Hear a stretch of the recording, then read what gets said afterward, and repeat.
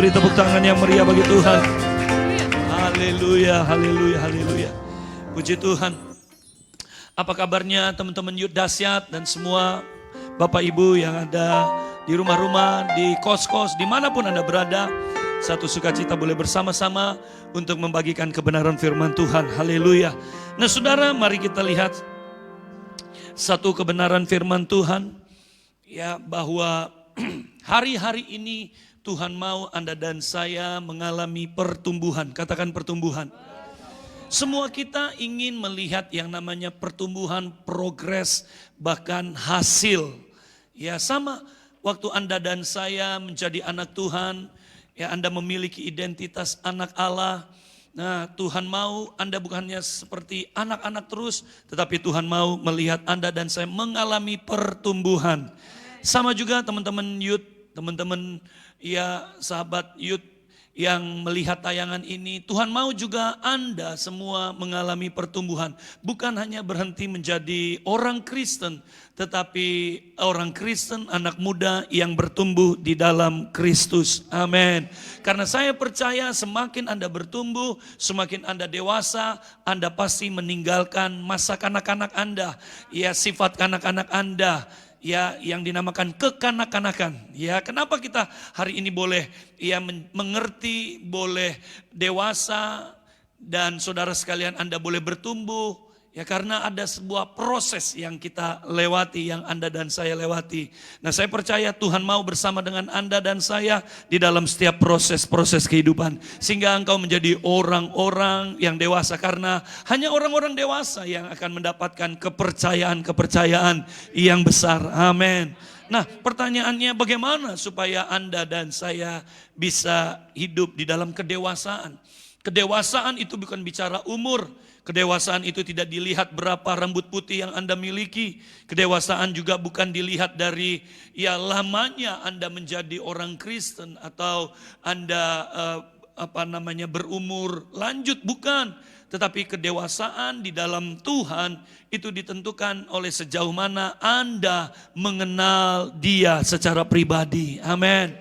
Nah, banyak anak-anak muda sulit sekali untuk lari dari dosa atau meninggalkan dosa. Sulit sekali untuk hidupnya bebas dan merdeka. Mereka masih banyak diikat oleh masa lalu, trauma, ketakutan, bahkan dosa-dosa, ya dosa-dosa anak-anak muda. Mereka sulit untuk lepas dari itu. Saudara sekalian, waktu Anda terima Yesus sebagai Tuhan dan Juru Selamat, firman Tuhan berkata bahwa Kristus sudah memerdekakan kamu.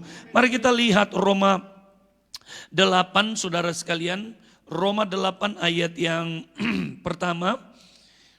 Roma 8 ayat yang pertama kita akan melihat bersama-sama bahwa waktu Anda percaya Yesus, Anda dan saya sudah dimerdekakan. Ayat yang pertama kita baca 3, 2, 1. Demikian sekarang tidak ada penghukuman bagi mereka yang ada di dalam Kristus. Yang kedua, saudara, Roma 8 ayat yang kedua. Roh yang memberi hidup telah memerdekakan kamu dalam Kristus dari hukum dosa dan hukum maut. Nah, saudara, teman-teman sekali, waktu Anda menjadi anak Tuhan, terima Yesus sebagai Tuhan dan Juru Selamat, Anda sudah dimerdekakan. Ya, Anda tidak ada lagi di bawah penghukuman, tetapi Anda ada di bawah anugerah, kasih dan cintanya Tuhan. Amin. Makanya Anda dikatakan anak Allah yang dikasihi oleh Allah. Dan saudara, ayat yang kedua berkata, Roh yang memberi hidup telah memerdekakan kita. Nah, jadi pada dasarnya Anda dan saya adalah orang yang merdeka di dalam Kristus. Tidak semestinya Anda ya kembali lagi ke masa lalu, ya Anda terikat lagi, Anda terbelenggu lagi, Anda ya diikat atau dibelenggu atau dibatasi oleh keadaan-keadaan yang buruk, keadaan-keadaan kebiasaan-kebiasaan yang jelek. Sebab waktu Anda terima Yesus, Anda pada dasarnya sudah merdeka. Kemerdekaan ini bukan kemerdekaan untuk Anda bisa hidup seenaknya, semau gue, semau kita, bukan. Tetapi kemerdekaan ini adalah supaya Anda dan saya hidup di dalam Kristus. Amin. Nah, bagaimana pertanyaannya supaya Anda menjadi dewasa. Yang pertama, saudara sekalian, yang pertama bahwa Anda dan saya harus mengerti dulu, menyadari bahwa Anda dan saya adalah anak Allah. Itu menjadi status Anda. Itu menjadi identitas Anda, bahwa Anda adalah anak Allah. Itu harus Anda sadari dulu. Anda bukan anak setan, Anda bukan anak terlantar, anak yang dibuang, bukan saudara sekalian. Tapi Anda dan saya, seberapapun kegagalan Anda, seberapapun kelamnya masa lalu Anda tetap adalah anak Allah. Yang percaya katakan amin. Nah, status ini, identitas ini melekat terus dengan Anda. Status ini, identitas ini bukan karena perbuatan baik Anda, tetapi semata-mata karena Tuhanlah yang memilih dan menentukan kita, menentukan Anda menjadi anaknya. Amin. Jadi status ini atau identitas ini tidak bisa hilang oleh karena mungkin Anda nggak ke gereja, atau mungkin Anda gagal, atau mungkin Anda jatuh lagi dalam dosa. Status ini tidak bisa hilang. Anda tetap adalah anak Allah, dan bukan hanya sekedar anak Allah, tetapi anak yang dikasihi. Amin. Nggak mungkin Dia tidak mengasihi Anda, saudara sekalian, karena Dia sudah membuktikan bahwa Dia mati bagi saudara dan saya. Itu membuktikan bahwa Dia sangat amat mencintai Anda, mencintai kita, mencintai lu, gue, and kita semuanya. Amin. Nah, sebagaimana juga Yesus Kristus, kita lihat Matius 3 ayat 16 dan 17. Sesudah dibaptis, Yesus segera keluar dari air, dan pada waktu itu juga langit terbuka, dan Ia melihat Roh Allah seperti burung merpati turun ke atasnya.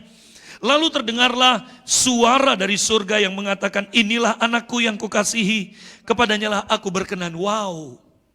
Sejak saat Yesus menerima deklarasi dari Bapaknya bahwa Allah Bapa berkata, inilah anakku yang kukasihi, kepadanya lah aku berkenan. Wow, saudara sekalian. Sejak saat itulah pelayanan Yesus mulai berjalan, dan perbuatan ajaib, tanda-tanda heran, ya hal-hal yang besar terjadi, mujizat-mujizat terjadi. Kenapa? Karena Yesus tahu bahwa Dia adalah anak yang dikasihi oleh Bapaknya. Dan saudara sekalian, waktu iblis menggodanya, iblis menantangnya, atau iblis mencoba mengusik Yesus, Dia tetap menang, Dia tetap kuat, karena Dia tahu bahwa Dia adalah anak yang dikasihi. Amin.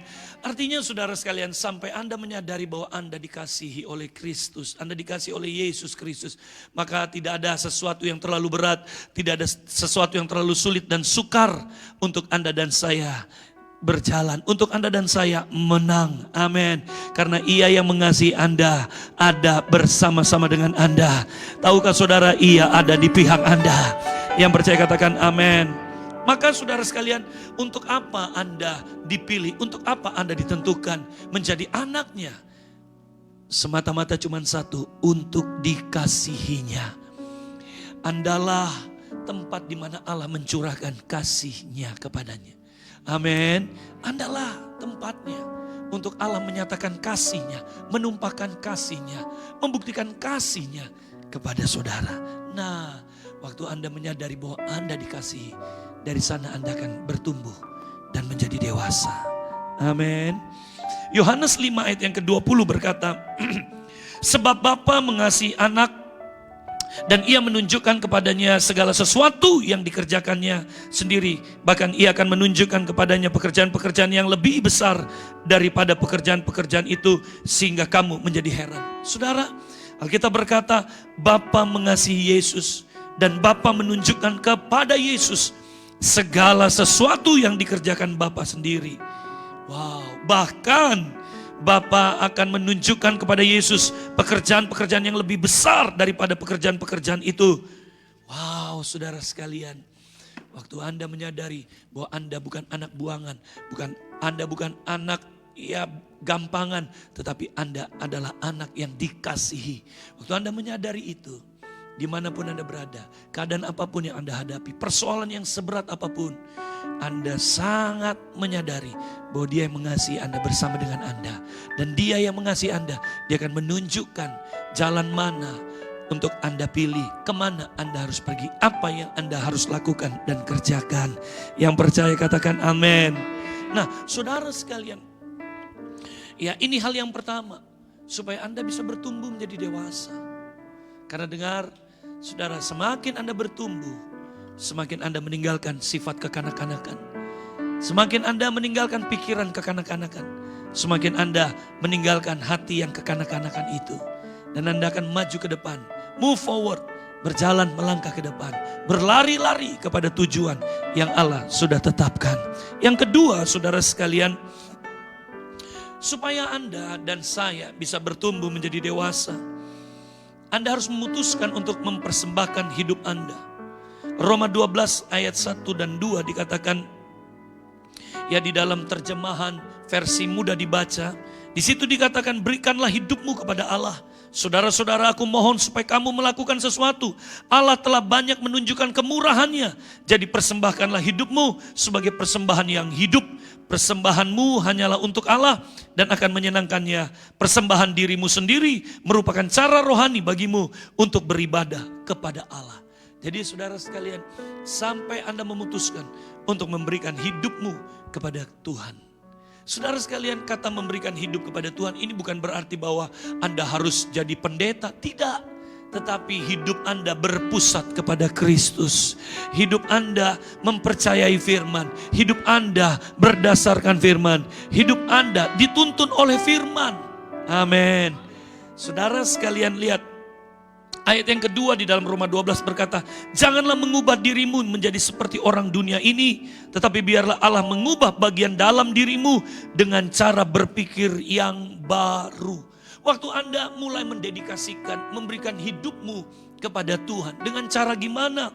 Dengan cara mulai komitmen untuk beribadah, mulai komitmen untuk membaca firman, mulai komitmen untuk bersekutu, merenungkan firman Tuhan, memuji dan menyembah Tuhan. Mulai, itu tandanya Anda memberikan hidupnya, Anda tergantung, Anda bergantung kepada Dia. Wow, kalau Anda mulai menyerahkan hidupmu, segala persoalanmu, segala masa mudamu, segala masa depanmu, oh saya percaya saudara sekalian, Anda pasti akan menjadi dewasa. Karena firman Tuhan berkata, waktu Anda menyerahkan hidupmu, Tuhan mulai akan merubah bagian dalammu, yaitu cara berpikir saudara. Firman Tuhan akan mengubahkan cara berpikir Anda dalam menghadapi setiap masalah, pergumulan, persoalan, tantangan. Ya, tawaran-tawaran dunia, tantangan-tantangan masa muda, tawaran-tawaran dunia sebagai seorang anak muda, kehidupan hedonis dan sebagainya. Anda akan menang menghadapi itu semua. Kenapa? Karena cara berpikirmu sudah berbeda. Tidak sama seperti dunia lagi. Tidak sama seperti kebanyakan teman-teman kita. Tidak sama seperti orang-orang dunia berpikir. Amin. Karena firman hidup di dalam saudara. Wow, saudara. Anda tidak sulit untuk berkata tidak. Anda tidak menjadi sulit untuk menolak tawaran dunia. Anda tidak menjadi sulit untuk menang akan dosa. Anda tidak menjadi sulit untuk meninggalkan masa lalu Anda. Anda juga tidak akan menjadi sulit untuk mulai mengampuni. Wow, saudara sekalian. Akhirnya hidup Anda dan saya semakin mudah. Amin. Maka itu firman Tuhan berkata, persembahkanlah hidupmu. Karena saudara sekalian, Tuhan mau melihat Anda bertumbuh dan menghasilkan buah. Jadi saudara sekalian, pertobatan itu dimulai dari cara berpikir Anda. Hari ini dimanapun Anda berada, apapun keadaan yang Anda alami, itu adalah hasil dari cara berpikir kita. Banyak orang gak maju bukan karena dia gak bisa, tapi karena mentalitas, mental blocking. Ada mental yang memblok dia. Dan dia berkata, memang saya anak sial. Memang saya gak mampu. Memang benar apa kata orang, saya goblok. Memang saya udah nasib seperti ini. Memang mungkin takdir saya kali ya. Nah saudara sekalian, ini namanya mental blocking. Ya, ada sesuatu yang menutupi Anda. Ada sesuatu yang membatasi cara berpikir Anda. Padahal dengar saudara sekalian, Tuhan Yesus berkata, roh yang ada di dalammu itu jauh lebih besar daripada segala roh-roh yang ada di muka bumi ini. Yang percaya katakan amin. Waktu Anda terima Yesus, Anda menerima satu paket, yaitu kuasa dan otoritas Allah ada pada saudara. Amin. Jadi saudara sekalian, Banyak orang, banyak anak muda gak bisa move on, gak bisa move forward, gak bisa melangkah, gak bisa melihat hari depan yang penuh harapan. Karena ada mental blocking, ada cara berpikir yang salah. Saudara, seberapa buruk pun, seberapa kelam pun, seberapa jahat pun kehidupan Anda di masa lalu, dengar, Tuhan tidak menilai masa lalu Anda. Tuhan tidak menghukum Anda. Tuhan bahkan menanti Anda di depan sana. Tuhan membuka tangannya. Dia berkata, marilah datanglah kepadaku, hai kamu yang letih lesu dan berbeban berat. Aku akan memberkati, memulihkan, menyembuhkan. Aku akan memberikan sesuatu yang baru. Wow, saudara sekalian. Hari ini kita hidup di dalam satu periode yang dinamakan new normal. Ya saudara sekalian, new normal itu artinya saudara sekalian gaya baru. Cara berpikir yang baru. Betul? Dulu Anda dan saya paling sulit kan disuruh cuci tangan. Hari ini kesadaran Anda membuat Anda cuci tangan. Sekalipun gak ada makanannya saudara sekalian, haleluya. Dulu kalau kita disuruh cuci tangan itu artinya makanan sudah tersedia. Ya, tapi kalau hari ini cuci tangan, tapi gak pernah makan-makan. Haleluya. Gak apa-apa ya, saudara sekalian, ini namanya gaya baru, saudara. Nah, saudara sekalian, mau gak mau, bisa gak bisa, suka gak suka, Anda sudah ada di dalam periode masa yang dinamakan new normal. Wow, saudara sekalian. Ya, nah, maka itu, mari, saudara sekalian, kenapa Anda dan saya tidak menjadi dewasa di dalam Tuhan? Hidup dalam ketakutan, hidup dalam dendam, hidup dalam kepahitan, hidup dalam masa lalu, hidup dalam traumatik. Saudara sekalian, kenapa kok gak bisa move on? Karena kita tidak mau memberikan hidup kita kepada Tuhan sesungguhnya untuk dipimpin oleh Tuhan. Bagaimana caranya untuk memberi? Tadi saya sampaikan. Mulai berikan waktumu untuk mendengarkan firman, untuk berdoa, untuk bersekutu. Amin. Coba rubah kebiasaan Anda. Coba rubah hal yang kecil aja, hal yang sederhana. Nanti dari sana Roh Kudus akan bekerja di tengah-tengah saudara. Yang percaya katakan amin. Dan yang terakhir saudara sekalian, hidup di dalam persekutuan. Tahukah saudara, Anda dan saya adalah makhluk sosial yang didesain Tuhan untuk bersosialisasi atau untuk bersekutu. Anda adalah manusia interdependent, bukan independent. Oh enggak saudara sekalian, dunia mengajarkan Anda untuk independen. Udah lu atur aja hidup lo, lu pikirin aja hidup lo, semau lu aja. Oh enggak saudara sekalian, hidup kita bukan semau kita, hidup kita adalah apa yang maunya Tuhan. Amin. Hidup kita bukan kita yang tentukan, tetapi Tuhan melalui firman-Nya itu yang menentukan hidup kita. Amin. Nah, cara berpikir ini yang harus dirubah. Nah, saudara sekalian, yang ketiga, hidup dalam persekutuan. Firman Tuhan berkata 1 Korintus 15 ayat yang ke-33. Mari kita lihat 1 Korintus 15 ayat yang ke-33. Janganlah kamu sesat, pergaulan yang buruk merusakkan kebiasaan yang baik. Jadi penting sekali komunitas, penting sekali ya teman-teman atau lingkungan di mana Anda berada. Nah, untuk hal ini Anda dan saya yang pilih. Untuk Anda memiliki teman, kan bukan mama Anda yang pilihin, bukan papamu yang pilihin siapa temanmu, tetapi Andalah yang harus memilih siapa temanmu dan di mana Anda harus berada. Itu kan Anda yang pilih. Nah, hari ini sadari, jangan-jangan Anda tahu yang baik, tetapi komunitasmu komunitas yang tidak baik, dan akhirnya Anda ikut menjadi tidak baik. Nah, firman Tuhan dengan jelas berkata, pergaulan yang buruk, komunitas, lingkungan, teman-teman, ya di mana Anda berada, jika itu buruk, maka itu akan merusak semua yang baik yang Tuhan sedang kerjakan di dalam hidup saudara dan saya. Amin. Nah, artinya di sini dikatakan jangan sampai kita tersesat oleh semua keadaan, situasi, lingkungan di mana kita ada. Nah, hari ini buat keputusan dengan siapa Anda bergaul dan di mana Anda berada. Itu sangat menentukan pertumbuhan rohani kehidupan Anda. Yang percaya katakan amin. Nah, saudara sekalian, kita lihat Ya, ciri-ciri jemaat mula-mula, Kisah Para Rasul 2 ayat yang ke-42.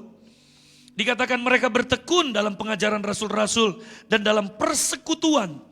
Dan mereka selalu berkumpul untuk memecahkan roti. Dan jemaat mula-mula, wow saudara sekalian, menjadi jemaat yang kuat, jemaat yang disegani, jemaat yang ditakuti, jemaat yang mempengaruhi. Kenapa saudara sekalian? Karena mereka gather together, gathering saudara sekalian, bersama-sama, bersekutu bersama-sama. Wow, sesama orang-orang percaya, sesama anak-anak Tuhan. Maka teman-teman muda, mari cari ya komunitas, keluarga yang baik untuk pertumbuhan hidupmu. Karena dengar saudara sekalian, sejak awal Tuhan menaruh kita di dalam yang namanya keluarga. Anda dilahirkan di dalam yang namanya keluarga. Tidak peduli apakah keluargamu utuh atau tidak utuh, atau broken. Itu tidak menentukan untuk pertumbuhan kedewasaan Anda. Asal Anda hari ini tahu, sekalipun mungkin Anda dikatakan kurang beruntung, ada di dalam keluarga yang broken, atau keluarga yang tidak utuh, atau keluarga yang bercerai. Jangan kembali, jangan menyesali masa lalu Anda. Hari ini firman Tuhan mendatangi Anda. Kalau Anda mengerti hal ini, ya saudara sekalian, Anda ditetapkan untuk ada di dalam keluarga. Kalau keluarga jasmanimu tidak ada atau ya tidak utuh, maka ada yang namanya keluarga rohani. Mari berikan dirimu untuk tertanam di dalam satu keluarga rohani, atau di dalam satu komunitas orang percaya, atau di dalam satu gereja. Karena dari sana Anda akan melihat pertumbuhan. Waktu Anda bertumbuh, Anda pasti berubah. Waktu Anda berubah, Anda pasti berbuah. Yang percaya katakan haleluya. Maka Anda dapat mengerti isi hati dan rencana Tuhan. Wow, dan hidup Anda tidak akan pernah sia-siakan. Karena terlalu mahal, terlalu berharga untuk Anda dan saya sia-siakan kehidupan Anda. Karena Dia sudah membayar dengan harga yang lunas, dengan harga yang mahal. Amin. Nah saudara sekalian, kita lihat ayat yang terakhir, 1 Korintus 15 ayat yang ke-58.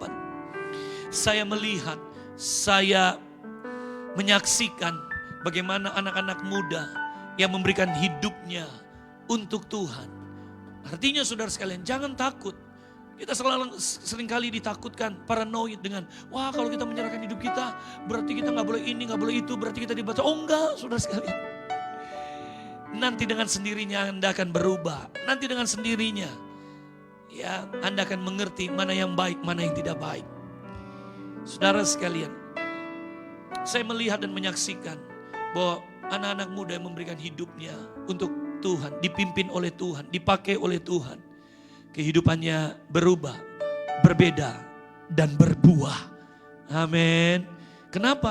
Karena mereka semua ada di dalam persekutuan. Baik secara persekutuan, secara pribadi dengan Tuhan. Ini yang Anda dan saya harus miliki sebagai orang percaya. Karena Tuhan mau Anda dan saya bersekutu dengan Dia. Anda dipanggil keluar dari kegelapan, dari kekelaman, dari lumpur, dari masa lalu, untuk berdua-duaan, untuk bersekutu bersama dengan Dia. Wow, kesukaan Tuhan adalah bersekutu dengan Anda dan saya. Amin. Amin. Dan selanjutnya persekutuan dalam keluarga Kristus. Amin. 1 Korintus 15 ayat 58, mari kita baca bersama-sama. 3, 2, 1.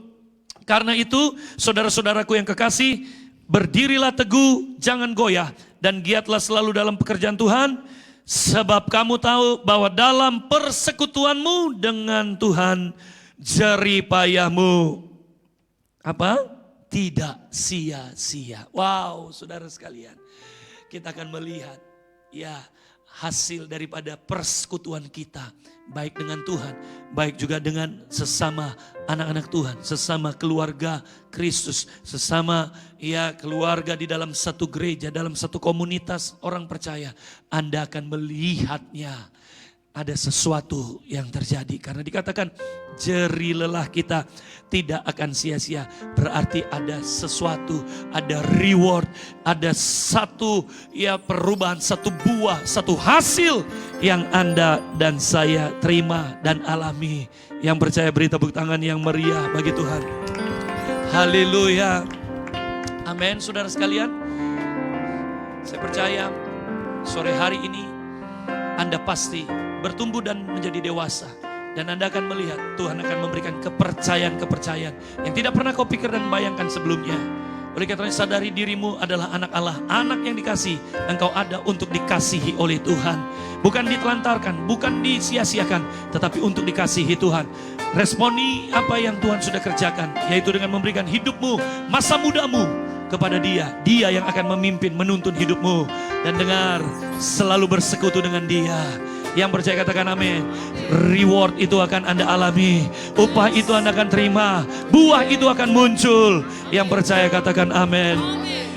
Kaulah segalanya. Amin. Di dalam hidupku. Amin. Kerajaanmu,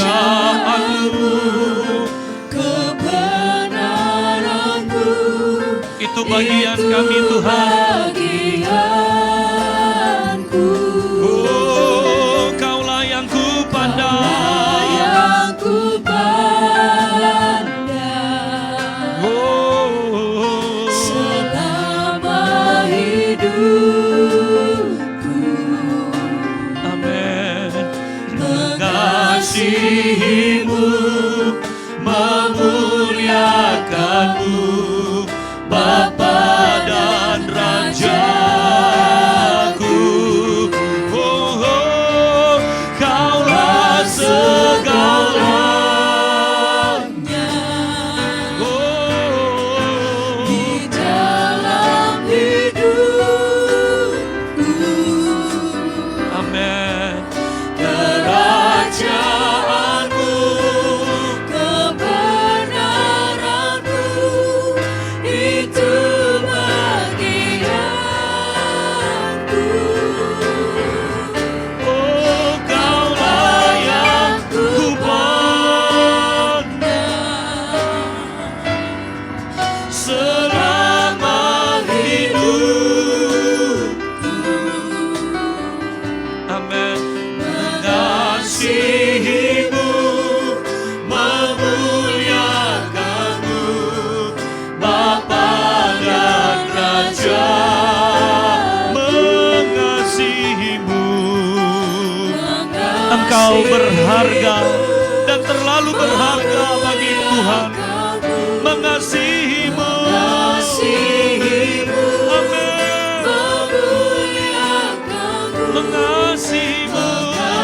Mengasihimu, memuliakanmu,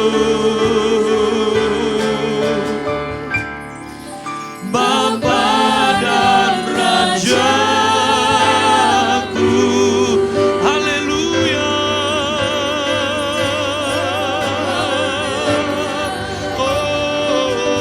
Oh, mari angkat tanganmu. Saya akan berdoa di dalam nama Tuhan Yesus, dimanapun Anda berada. Tuhan sedang menjamah hatimu. Tahukah saudara, engkau sangat amat dikasihi. Terlalu berharga hidupmu untuk kau sia-siakan. Mari bertumbuh di dalam Kristus. Maka engkau pasti meninggalkan masa lalumu. Engkau akan pasti dengan mudahnya meninggalkan dosa, segala keterikatan, segala keterbatasanmu. Sebab semakin engkau mengenal Dia, semakin engkau mencintai Dia, semakin engkau rindu dan ingin menyenangkan hatinya. Engkau tidak akan pernah berpikir lagi masa lalu. Hanya masa depanlah yang menjadi bagian dalam hidupmu. Masa depan yang penuh harapan, berhasil dan beruntung. Tuhan jamah setiap kami, baik yang hadir maupun yang melihat tayangan ini, dimanapun mereka berada. Yang sakit disembuhkan, yang terikat dilepaskan, yang beban berat dilegakan, yang mengalami jalan buntu, saudara Anda terima jalan keluar di dalam hidupmu, dalam nama Yesus. Terima kasih Bapa untuk firman-Mu sore hari ini. Kami semua diberkati, sebab kamilah anak-anak yang dikasihi, dicintai dan dimiliki Tuhan. Oleh karena kamilah Engkau mau mati bagi kami, karena cinta-Mu atas kami. Terima kasih Bapa, di dalam nama Tuhan Yesus. Dan semua kita yang percaya diberkati Tuhan. Bersama kita berkata, Amin.